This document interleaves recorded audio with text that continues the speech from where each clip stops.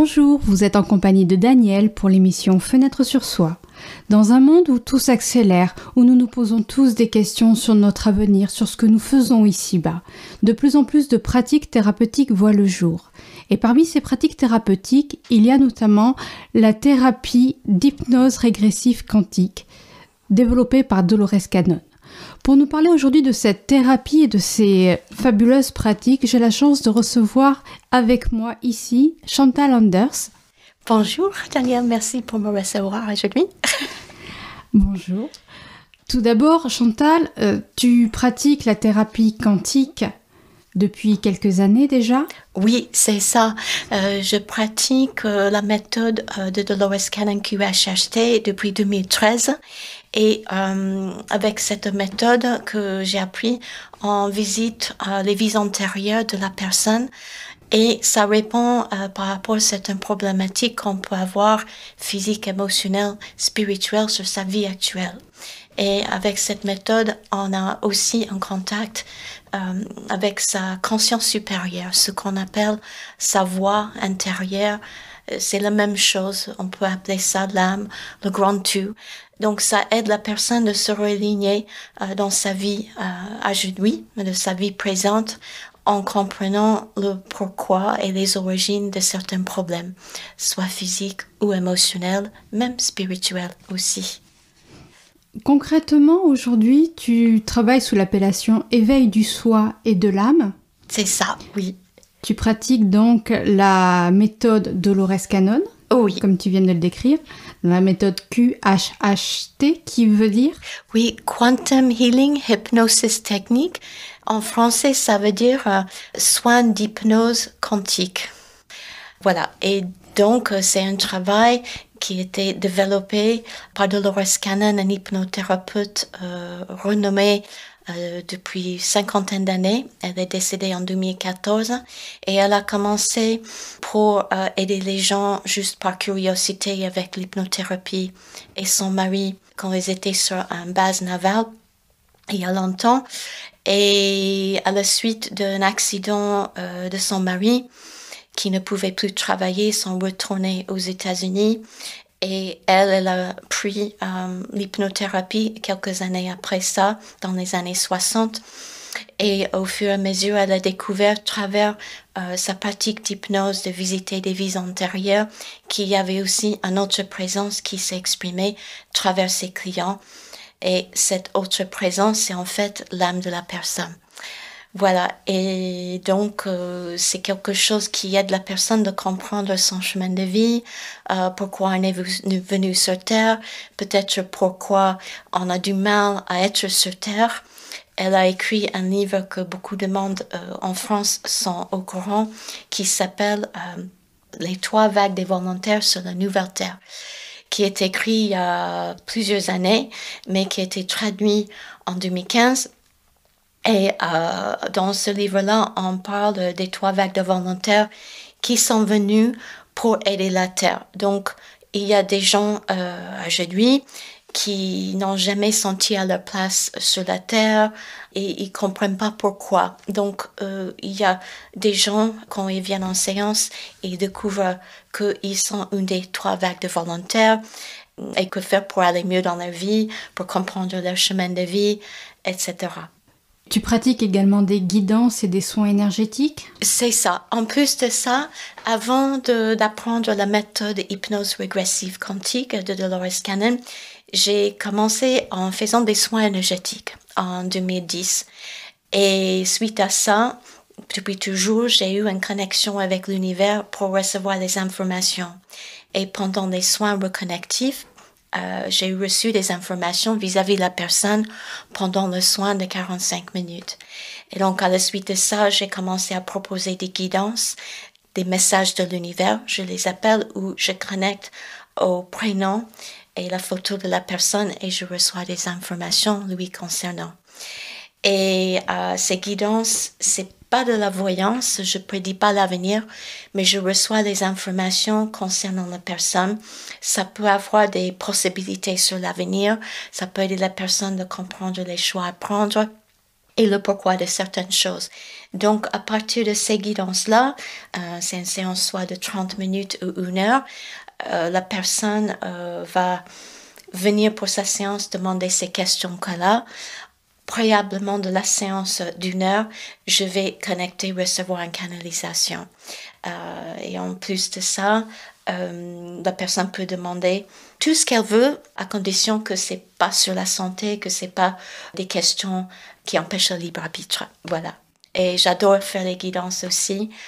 Quand les gens me téléphonent en demandant lequel service à commencer avec, je dis à la personne, en suivant notre conversation, si elle veut savoir sur tout son chemin de vie, le pourquoi des problèmes, des addictions, pourquoi des problèmes de santé, pourquoi des schémas où on s'auto-sabotage, ils se met dans des situations très difficiles et compliquées et karmiques, je leur suggère une hypnose quantique, une hypnose régressive quantique. Si c'est juste pour avoir une guidance pour 1 heure et comprendre les choses pour le moment sur une séance courte, je propose une guidance. Mais la différence entre les deux, c'est qu'avec une séance hypnose régressive quantique, la personne va visiter elle-même les choses. Et je trouve que ça, c'est beaucoup plus puissant pour la personne parce que c'est pas une tierce personne qui va lui dire. Ça peut aider d'avoir une tierce personne qui va dire, bah tiens, l'univers me donne ces informations. Est-ce que ça vous résonne, oui ou non? Et ça peut vachement aider la personne. Mais quand la personne elle-même vive une vie antérieure et qu'elle voit certains personnages qui sont revenus dans sa vie avec lui, ça libère les choses énergétiquement. Et je trouve que c'est encore plus puissant. La personne va vraiment intégrer aussi avec les émotions, les choses dans son subconscient qui va être libéré dans les jours à venir. Voilà, donc des fois les gens reviennent 3 ans après leur séance pour me dire les grands changements qui ont été faits. C'est très intense la séance, voilà.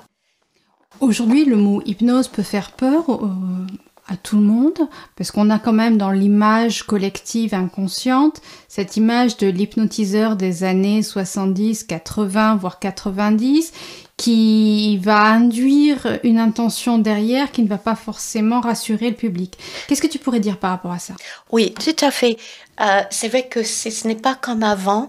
Et Dolores Cannon, quand elle a créé sa propre méthode, elle a découvert qu'il n'y avait pas besoin de grandes inductions, de beaucoup des méthodes à l'ancienne. Et qu'en fait, tout de suite, on met la personne en connexion avec elle-même, même avec son imagination, comme dans une méditation.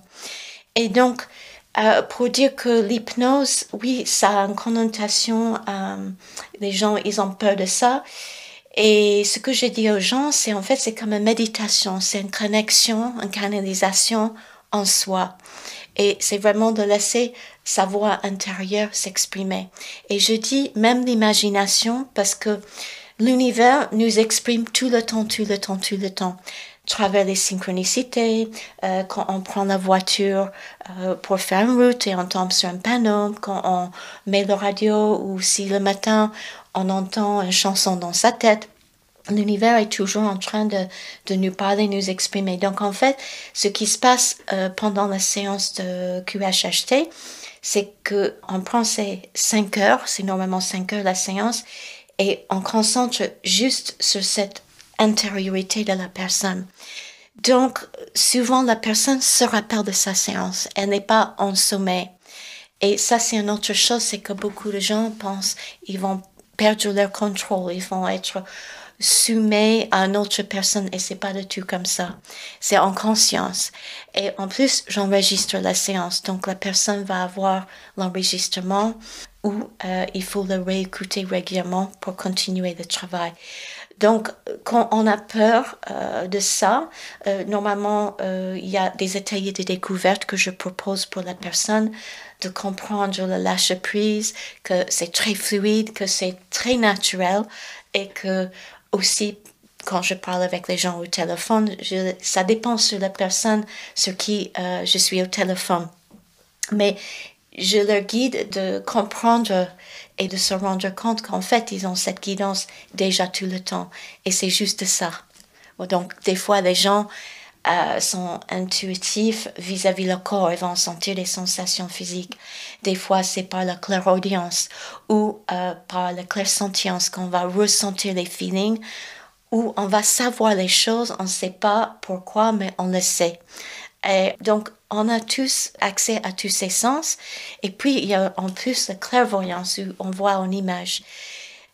Souvent, on a 2 ou 3 sens particulièrement forts. Donc, avec la personne dans un atelier de découverte ou quand la personne prend rendez-vous avec moi, on parle de ça et j'essaie de leur rassurer, de leur exprimer ce que c'est, à quoi attendre, en sachant que chaque séance est différente. Donc, il y a un voyage pour chacun qui sera complètement différent de l'autre personne. Voilà.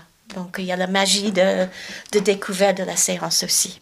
Donc, tu parles de magie de découverte, tu parles également de recherche individuelle par rapport aux séances.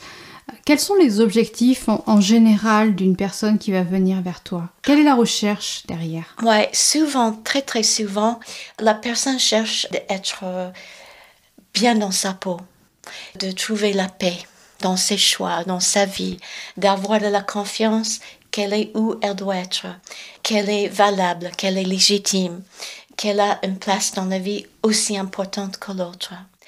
Et des fois aussi, les gens viennent parce qu'il y a beaucoup de douleur, beaucoup de souffrance, beaucoup d'incompréhension par rapport à l'enfance. Comment pardonner ces personnes qui nous a fait tellement mal? Comment dépasser cela? Et on découvre aussi qu'en fait, on a choisi de réincarner à ce moment-là avec ces personnes, la famille. Souvent, c'est le plus difficile avec la famille. Et quand on regarde avec de recul, en regardant comme si on est loin, loin, loin de la Terre, on est dans la galaxie, on voit la Terre, on voit comme sur un plateau l'histoire, on voit notre rôle, leur rôle, et on voit les choses sur un œil plus bienveillant, plus vaste. Et qu'on voit, on n'est pas que notre personnalité, on est beaucoup plus que ça, quand on est réunis pour travailler sur les choses. Et donc, c'est aussi pour cela, pour qu'on se détache de ces anciennes douleurs, ces blessures, en comprenant que non seulement on a appris par cela, non seulement que l'enfance était un rite de passage, mais que ça nous a enrichis pour ce qu'on est venu faire ici sur Terre. Donc, ça aide les gens de passer sur d'autres choses dans la vie et de reprendre son pouvoir. Quand je dis pouvoir, si on était maltraité dans l'enfance, on reprend son pouvoir pour dire non. Souvent, tout ce qui s'est passé dans l'enfance reproduit dans sa vie d'adulte, dans le travail, dans ses relations amicaux, dans les relations amour et dans ses choix, etc.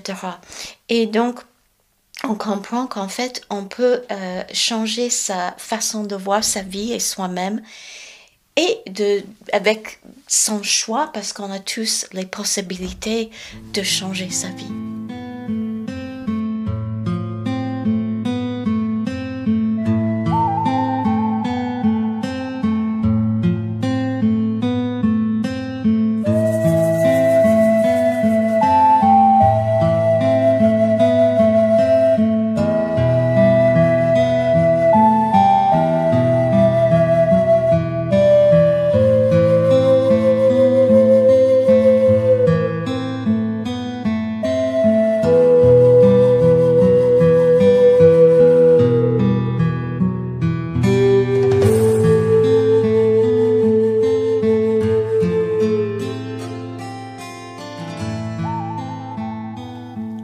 On va retourner plus précisément au déroulement, au fonctionnement de l'accompagnement. Tu as précisé tout à l'heure que les séances pouvaient durer jusqu'à 5 heures. Ça paraît considérable dans l'accompagnement. Comment ça se passe? Oui, 5 heures, des fois 6 heures, des fois un peu moins, des fois un peu plus. Donc, début de la séance, je prends le temps pour que je comprenne l'histoire de la personne qui vient en séance, son enfance, ce qu'elle souhaite mieux comprendre, guérir dans sa vie, etc. Je dis etc. parce que ça dépend en fonction de ce que la personne m'exprime, ce qu'on en parle, etc. Je me laisse guider. Mais c'est très important que je comprends toute l'histoire de la personne jusqu'à sa vie à lui. Et donc, souvent, ça dure 1h30, 2 heures, cette partie-là. Et après, je demande à la personne de fermer ses yeux. Elle s'allonge et elle commence à visualiser, pas avec les yeux, mais avec l'esprit.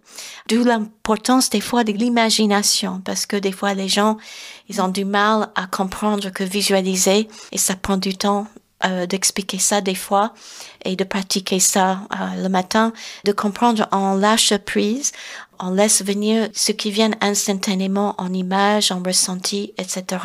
Et je détends les personnes pour qu'elles soient au maximum confortables, à l'aise, dans le silence. Et ce qui se passe, c'est que dès que je commence à dire les choses pour aider la personne à détendre, elle va commencer à voir les images, de ressentir les choses, d'entendre les choses. Et c'est là où on commence à visiter soit une vie antérieure, soit 2 vies antérieures, encore peut-être 3 ou 4. Des fois, on revisite l'enfance. Des fois, on va aller sur notre espace dans la source avec là-haut, où quelqu'un qui est décédé va venir exprimer à la cliente. Et donc, ça dure le temps que ça dure. Je vais jusqu'au bout de notre travail. Donc, normalement, ça dure entre 2h30, 3 heures, cette partie-là. Et à la fin de ça, y compris dans ces 2h30, 3 heures, la personne avait ramené sa liste de questions. Et donc, je demande à ce moment-là de connecter déjà à son ange gardien, ses guides, à la conscience supérieure. Tout est connecté et on pose ces questions. Et avant de venir à la séance, la personne avait écrit sur un papier ces questions. Donc, il y a question, par exemple, sur sa mission de vie. Et souvent, on demande, quelle est ma mission de vie? Pourquoi je suis venue sur Terre? Comment être mieux dans ma peau sur Terre? Et puis, il y a des questions sur les relations, amis, amour, famille. Et souvent, les gens demandent pourquoi j'ai choisi cette famille-là. Qu'est-ce que je voulais apprendre dans mes relations d'amour? Pourquoi j'ai toujours ces soucis avec ces personnes dans ma vie?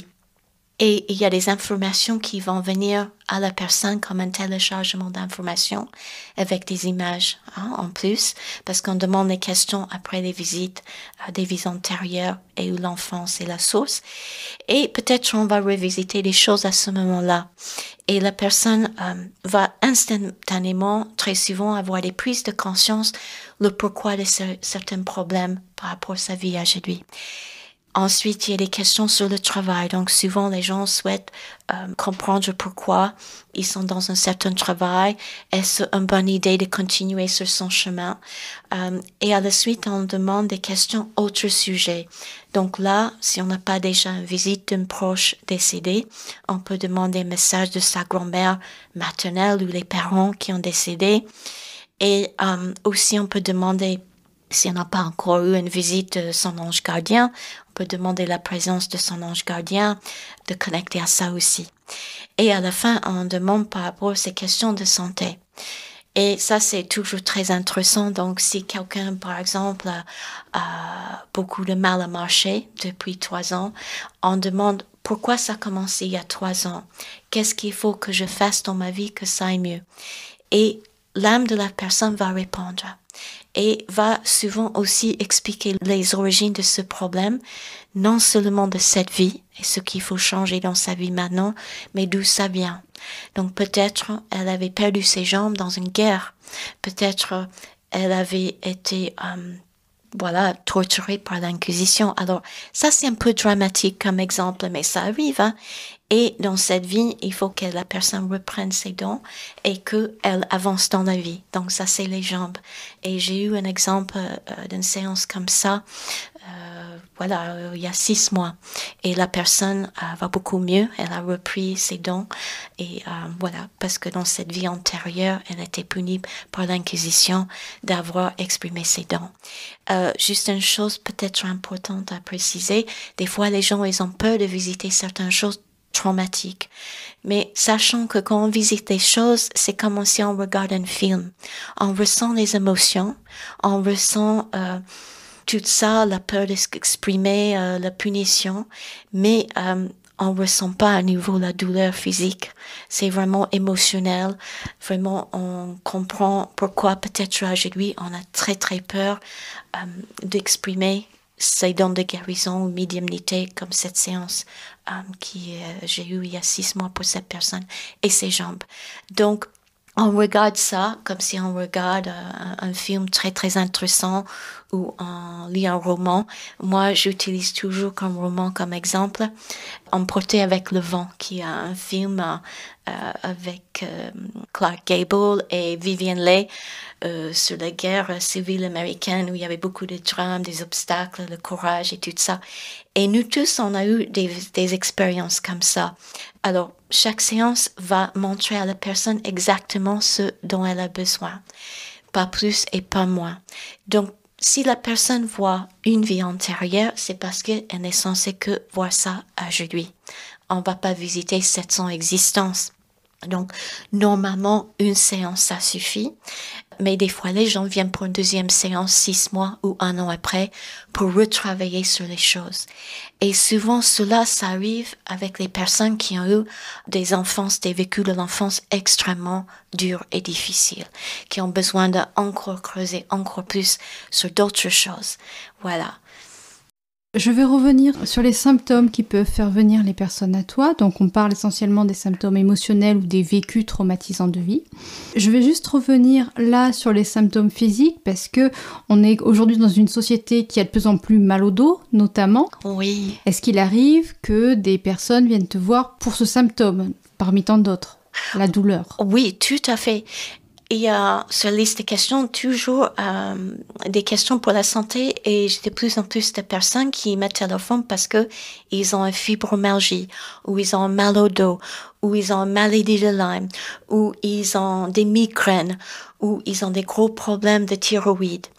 Et avec ces choses-là, ils découvrent par exemple pour le dos, je me rappelle une personne, c'était il y a 3 ans, un jeune homme, dans sa vie actuelle, il avait du mal de faire du travail où il était obligé de solliciter le dos.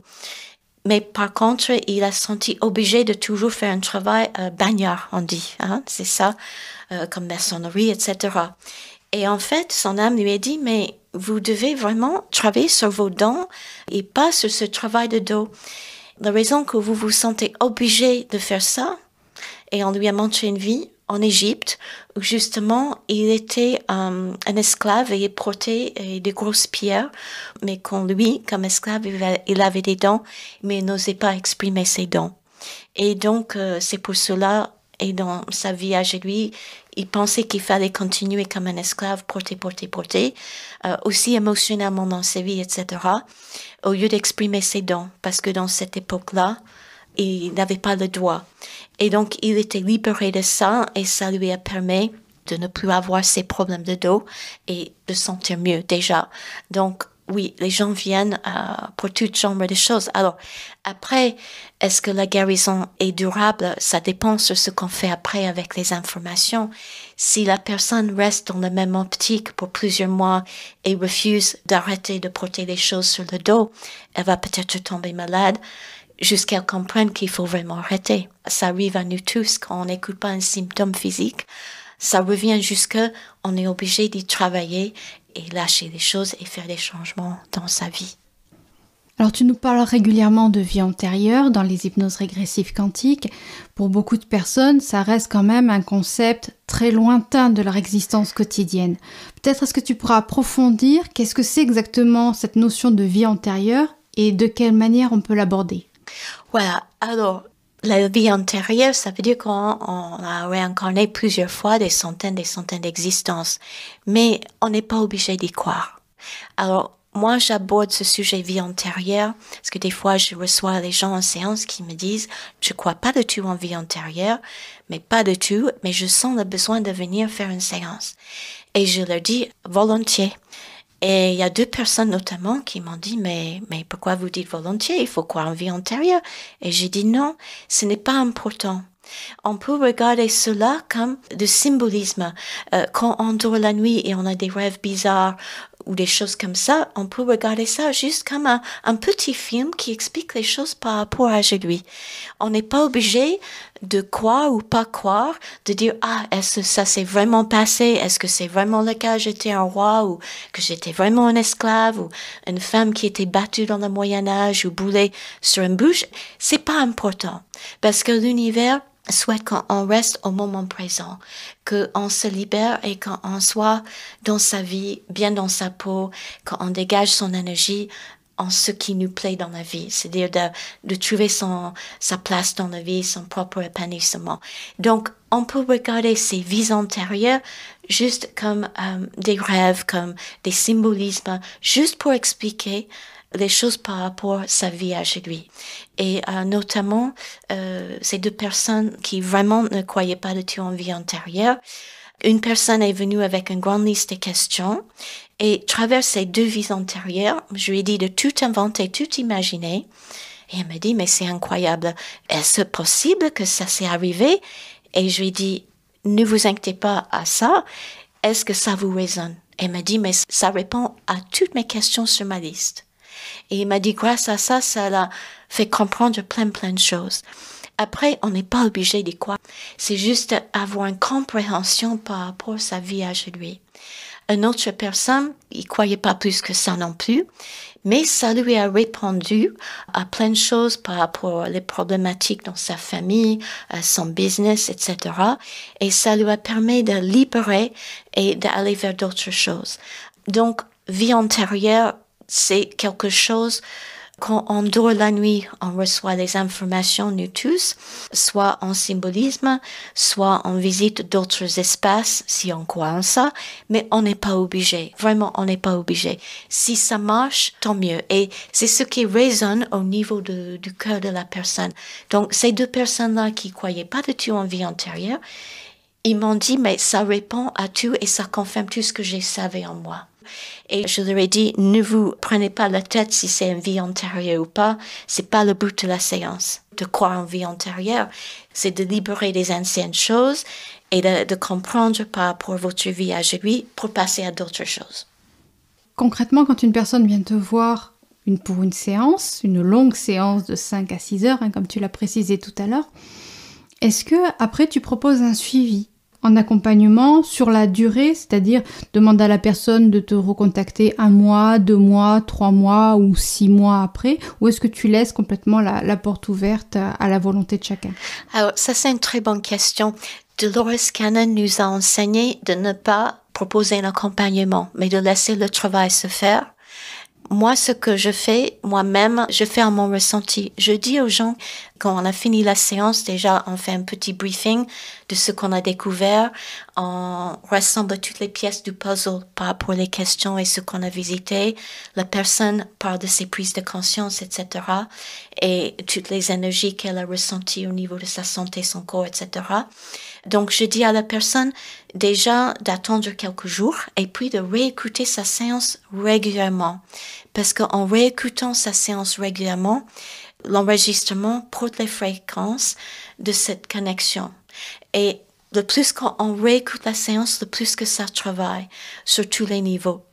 Donc, je dis à la personne si on a des questions par rapport à ce qui s'est passé 2-3 jours après la séance, n'hésite pas, me contacte-moi et je prends toujours le temps de en parler. Voilà. Donc, je laisse la liberté de chacun de me recontacter s'il veut. Et normalement, après 1 ou 2 semaines, j'envoie un petit message pour voir comment ils vont. Est-ce qu'ils ont des questions? Est-ce qu'ils ont compris les choses, etc. Je fais en fonction de la personne. Voilà. Mais il n'y a pas un accompagnement spécifique, non. On a vu les personnes qui pouvaient s'adresser à l'hypnose quantique, l'hypnose régressive quantique. Est-ce qu'il y a une catégorie de personnes où il est déconseillé de pratiquer l'hypnose régressive quantique? Ouais. Alors, je dirais pour les personnes qui ont des problèmes schizophrènes, Alzheimer ou le bipolaire, c'est déconseillé. Déjà parce que dans un état déjà d'être dans des illusions, je suis pas psychiatre, je n'ai pas ces études-là, et pas pour les gens qui n'ont pas l'âge d'adulte. Alors, il y a des gens qui proposent ça pour les enfants. Moi, je pense que c'est important d'attendre jusqu'à la personne arrive à un âge majeur. quand je parle avec chacun qui prend rendez-vous, je fais attention pour être sûr que la personne est prête pour ça. Si je sens que la personne est trop fragile ou n'est pas prête, ou pour d'autres raisons, je leur conseille plutôt de venir pour un soin ou une guidance. Voilà. C'est vraiment, pour les personnes bipolaires ou schizophrènes, c'est déconseillé. Ouais. Et je reste très catégorique sur ça parce que je suis pas médecin. Mais chaque personne doit rester pied sur terre aussi. Voilà. Donc, il y a les deux aspects à respecter. Voilà. C'est aussi l'idée principale de cette émission, c'est on présente des thérapies dites alternatives ou des thérapies holistiques, mais avant tout, c'est ne jamais perdre d'esprit. On consulte en cas de nécessité un corps médical et peut-être trouver en parallèle une alternative holistique en adéquation avec soi et avec ses croyances et sa spiritualité. La priorité étant à chaque fois de ne pas oublier que l'avis d'un médecin ou d'une catégorie médicale est prioritaire en fonction de l'état de santé de la personne. Oui, tout à fait. En dehors de cet aparté, on arrive bientôt à la fin de cette émission. Où est-ce qu'on peut te trouver ? Alors, je vais avoir bientôt un nouveau site internet, mais pour le moment, je suis au soinsmessageunivers.com. Mais si vous allez sur internet et vous mettez Chantal Anders, vous allez tomber automatiquement sur mon site sur Google. Et aussi, je suis 10 km de Cahors, dans un petit village à Douel. Et je travaille en personne et à distance pour des guidances. Et je travaille avec QHHT uniquement en présentiel. On n'a pas le droit de travailler en ligne. Par contre, je peux proposer à distance, c'est le même travail sous un autre nom, BQH et hypnose introspective. Ce sont des hypnoses régressives quantiques en ligne pour les gens qui vivent loin. Voilà. Et les guidances aussi en personne ou à distance. Et donc, sur mon site internet, il y a mon adresse mail, mon numéro de téléphone.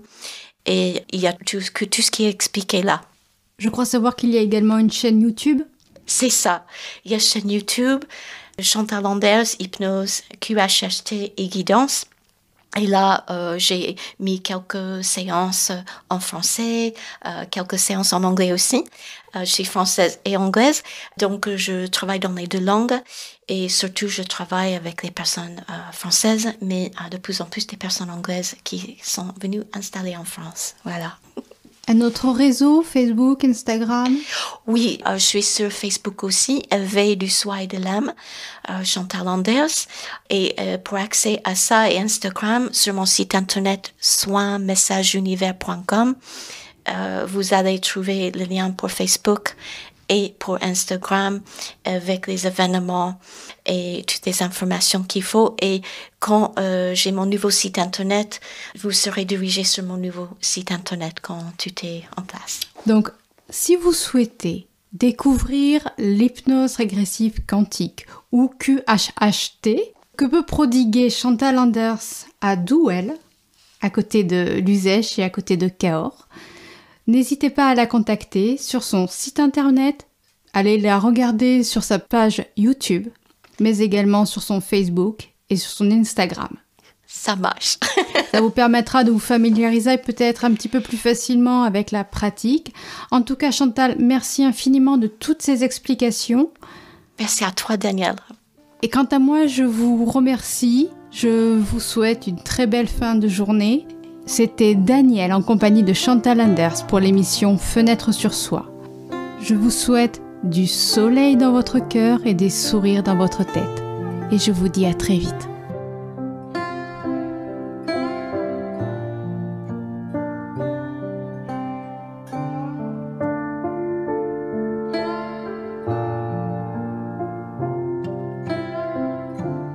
Peace within me.